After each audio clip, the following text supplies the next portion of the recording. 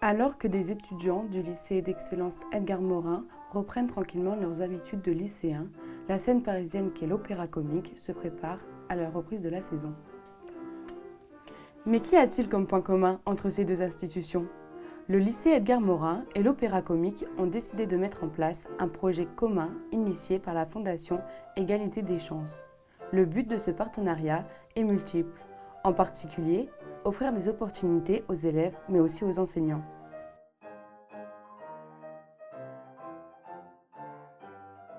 Une chorale, un chœur, pour nous, c'est une formation qui va amener de l'apaisement, de l'harmonie dans un établissement, qui va permettre les relations interpersonnelles entre des élèves qui ne sont pas forcément dans la même classe, qui ne sont pas forcément du même niveau, qui vont découvrir des plaisirs communs qu'ils n'ont pas habituellement.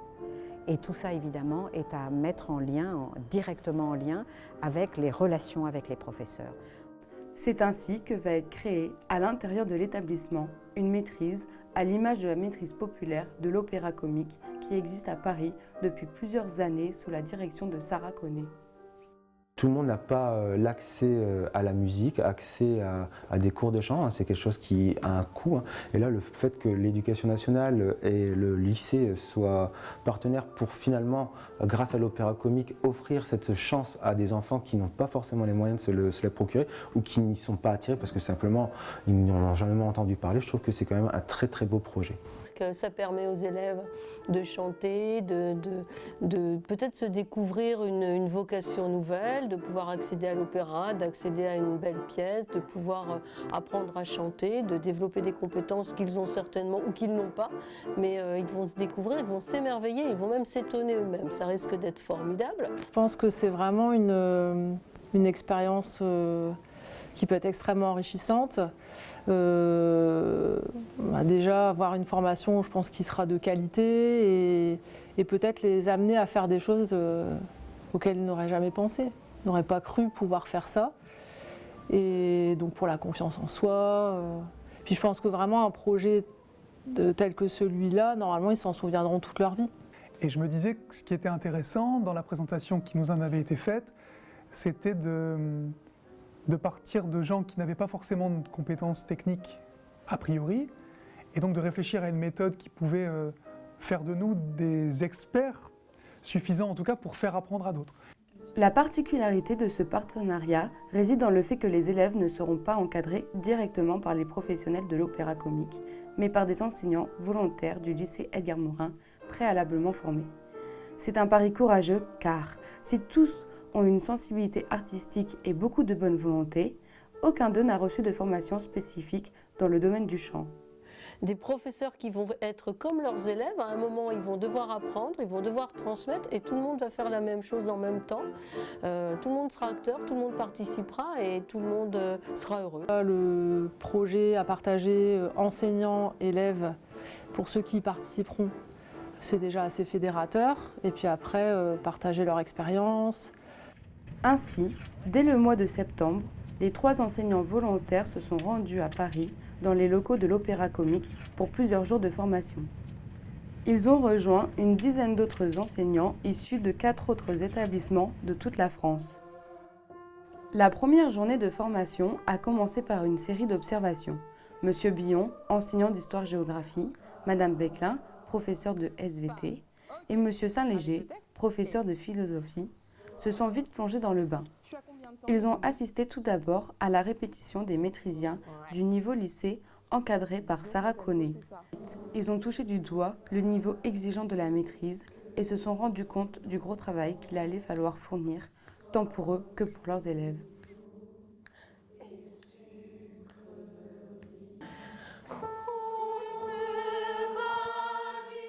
Les maîtrisiens sont des élèves de région parisienne ayant des difficultés sociales et qui souhaitent s'épanouir grâce à la musique, au chant, aux claquettes.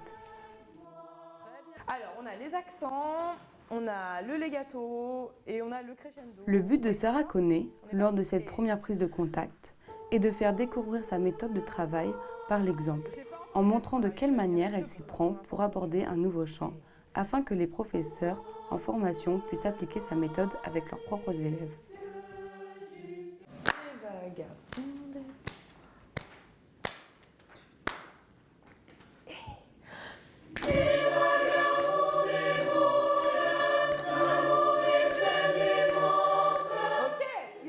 On a 10 ans à présent, on a fait un peu nos preuves et en fait je me suis rendu compte que la demande était assez grandissante pour que je puisse intervenir directement auprès des jeunes. Et en réalité, je me suis rendu compte que c'était pas à moi de le faire, qu'il y avait certainement des talents pédagogiques un peu partout sur le territoire, et que ce que je préférais faire, c'est donner mes petits trucs, mes petites astuces à des professeurs qui, partout sur le territoire, pourraient eux aussi porter leurs projets. Ce que je vais leur apprendre, c'est mes disciplines, et je pense qu'en justement en les accompagnant à retrouver cette place d'élève, ils vont expérimenter des choses qui vont avoir qu'une envie, c'est de faire expérimenter à leurs élèves en rentrant. Les maîtrisiens bénéficient d'horaires aménagés à l'image des élèves faisant de la musique au conservatoire. Leurs résultats scolaires doivent donc aller de pair avec la pratique artistique. Leurs enseignants n'hésitent pas à proposer des passerelles entre les cours et les chants travaillés à l'Opéra Comique dans une optique interdisciplinaire. La pression semble monter pour les professeurs du lycée face à la tâche à accomplir. Les lycéens de la maîtrise ont acquis au fil des années des compétences qui semblent difficiles d'atteindre en à peine une année scolaire. Ils ont mis la barre haut. Le défi paraît impressionnant. Là, vous me chantez. Et moi, j'ai dirigé.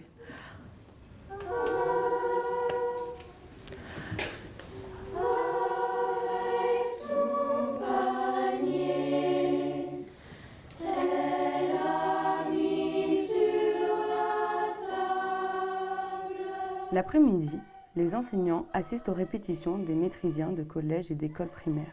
C'est pour eux une réelle découverte de voir Sarah Connet mettre en action sa méthode, mais aussi d'observer la belle ambiance qui règne dans le groupe.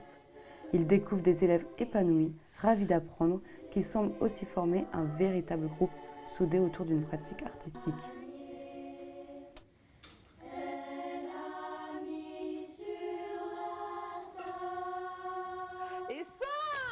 Moi, je dirais qu'on attend des mises en pratique vraiment concrètes, parce que là, on a vu quand même un échantillon de belles réussites, mais il faudrait que ça puisse s'appliquer à tout public, aussi avec quelqu'un d'autre qui n'a pas le bagage et la formation de Sarah.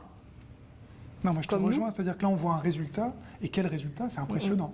Donc déjà on a la démonstration que on peut, avec des enfants au départ novices, faire des chanteurs, faire une chorale, une maîtrise qui est vraiment impressionnante. Maintenant, comme le dit Stéphanie, Sarah a une compétence, nous on ne l'a pas. Donc moi en tout cas personnellement, j'attends vraiment de pouvoir faire pour pouvoir après faire, parce que ça le processus m'interpelle, quoi. Le résultat est bluffant, mais comment on va y arriver nous? C'est ce que je me dis. Qu'elle nous donne en effet les clés pour qu'on puisse au moins approcher cette réussite. Et ça passe par la pratique, je pense. Il faut qu'on fasse là. Si ça me met aussi, ça nous met, je pense, à tous les trois, beaucoup de pression malgré tout pour qu'on puisse au moins tenter d'atteindre ce résultat, parce que pour l'instant c'est très très impressionnant. 3, 1, 2, 1, 2.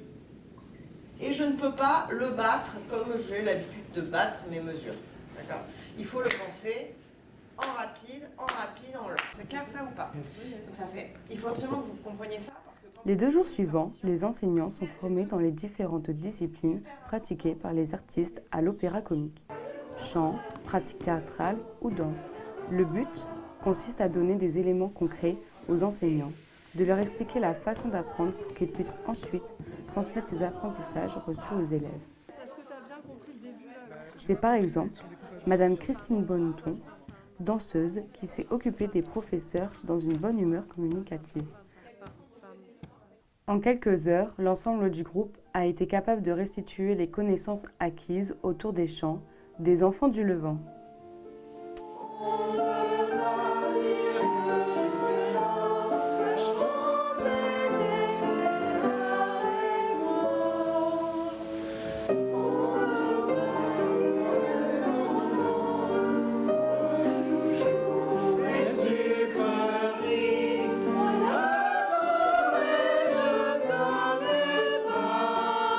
Ma mère est morte, j'avais 3 mois.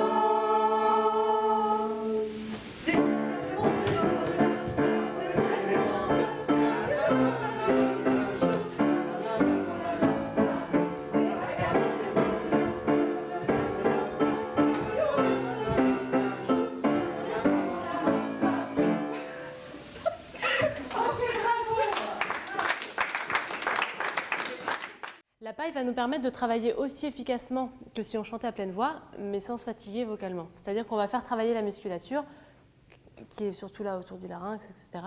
La professeure de chant, Dorothée Voisine, a donné aux enseignants des connaissances en termes de maîtrise du souffle, notion primordiale pour le chant. Après, vous inspirez. On essaye. Je vais prendre le temps juste une fois de passer près de chacun pour voir si ça marche. Alors, en général, on met sa main devant la paille pour contrôler que le souffle. Ils ont aussi travaillé avec Clara Brognier les morceaux du livret choisi par l'Opéra Comique. En effet, dans le but de faciliter les échanges entre les différents établissements partenaires, tous travailleront sur les mêmes chants. Tête baissée, plongée dans nos pensées. Donc je vous fais les notes et après on y va. Je fais à vous. De retour au lycée, les 3 enseignants ont mis en pratique tout ce qu'ils ont appris à Paris. La tâche est loin d'être aisée, mais l'envie de transmettre est forte. Surtout qu'elle s'adresse à des élèves volontaires pour participer au projet de maîtrise à l'intérieur du lycée d'excellence. Tous les vendredis, de 13h à 14h, une vingtaine d'élèves prend l'habitude de se rassembler autour des 3 enseignants pour, après une série de vocalismes, apprendre les chants du livret des enfants du Levant. La motivation est palpable et la progression des élèves est constante tout au long de l'année.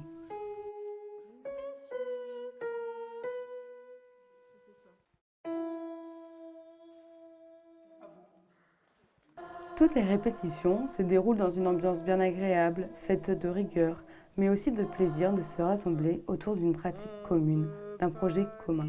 Cela a aussi permis de souder l'ensemble du groupe. La chance était avec moi. Dire que mon enfance soit joujou et sucrerie. On va essayer de faire les deux.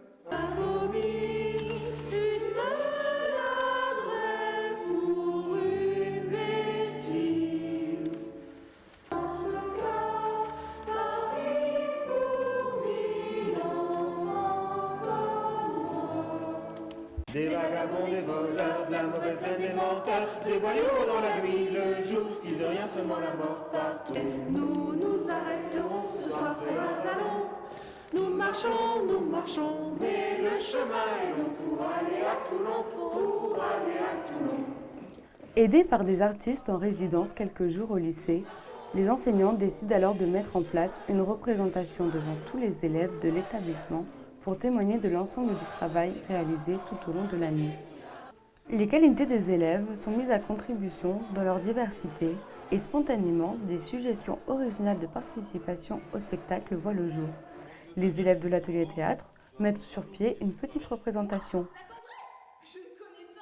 Une élève qui passe l'option art-danse a travaillé sur une performance en lien avec les chants choisis. Enfin, une élève musicienne propose une présentation avec son instrument. Cette représentation devant leurs camarades a aussi servi de répétition générale à celle prévue à Paris à l'Opéra Comique avec les élèves des autres internats, devant des responsables culturels parisiens et des responsables de la Fondation Égalité des chances. Quel honneur, mais quelle pression aussi. Le 5 août 1850, une loi visant à régler les principes de détention des mineurs est votée. Désormais, tous les enfants abandonnés, orphelins et petits délinquants seront envoyés dans les colonies agricoles pénitentiaires jusqu'à l'âge de 16, 18, 20 ans, selon la gravité des faits qui leur sont reprochés. Devant l'avantage inespéré que représente cette main-d'œuvre facile à diriger, et considérant avec intérêt les 75 centimes alloués par l'État par jour et par enfant, de nombreux prétendants aux objectifs humanitaires et philanthropiques, souvent coûteux, vont sans attendre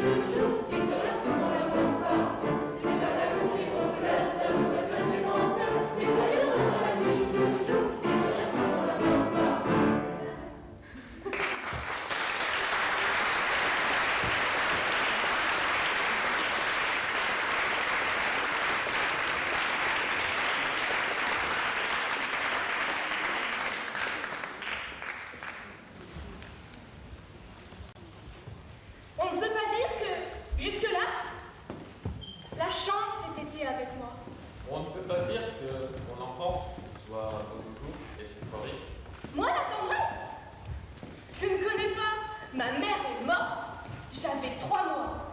Mais je ne suis pas seul dans ce cas. Paris font 1000 d'enfants comme moi. On ne fait de mal à personne.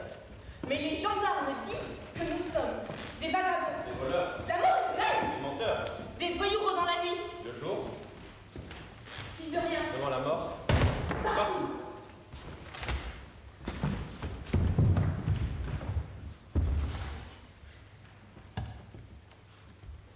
Je ne sais pas.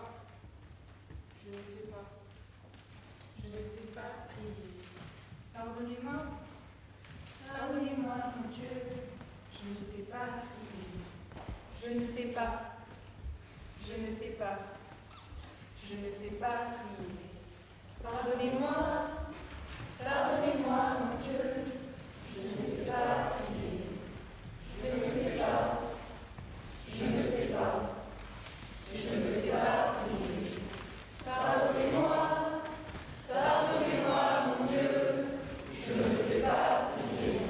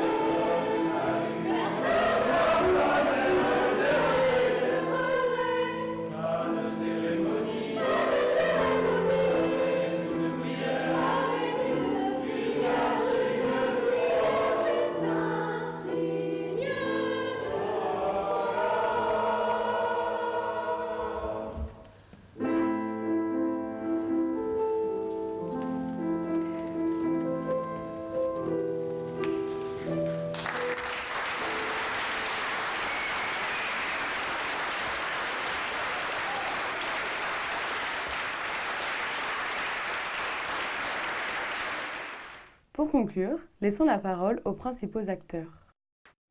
Pourquoi j'ai voulu participer à ça? Déjà parce que je trouve ça très intéressant d'apporter une vision de l'art autrement à l'école. Et je trouve ça intéressant puisque comme ça on peut toucher un public qui n'aurait pas été forcément amené à aller par exemple dans ce genre d'endroit ou à connaître ce genre de pratique artistique. Et comme ça les initier pour leur donner l'envie de connaître un peu plus. Et c'est une ouverture à la culture qui est extraordinaire. Alors je me suis beaucoup amusée.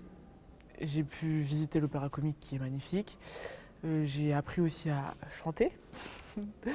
Et on apprend beaucoup de choses. On apprend à s'écouter à travers le chant aussi. On apprend à s'affirmer en chantant.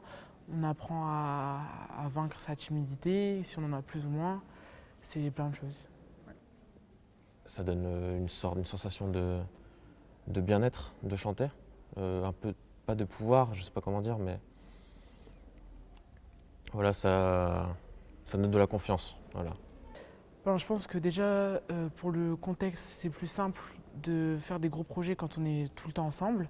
Du coup, je pense que l'ampleur du projet est favoriser l'internat. Et puis, peut-être que les liens qu'on crée en internat favorisent aussi ce genre de projet. Du coup, je pense que c'est plus simple pour les internats. Le début a été difficile à mettre en place parce que le fond était là, mais la forme, pas forcément.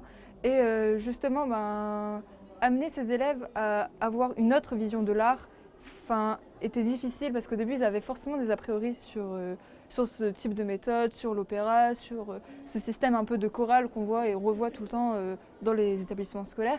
Et plus l'année a avancé, plus ces méthodes qu'a amené l'Opéra Comique par le biais des enseignants a montré une envie et a donné l'envie à ces élèves et était vraiment pertinent à leurs yeux.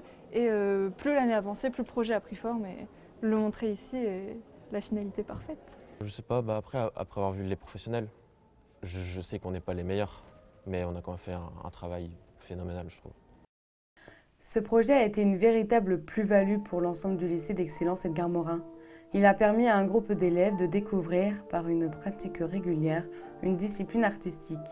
Il a aussi donné, grâce à la Fondation Égalité des chances, l'opportunité de nouer un partenariat avec une institution de renommée internationale qu'est l'Opéra Comique. Une expérience très enrichissante que les élèves ne sont pas prêts d'oublier.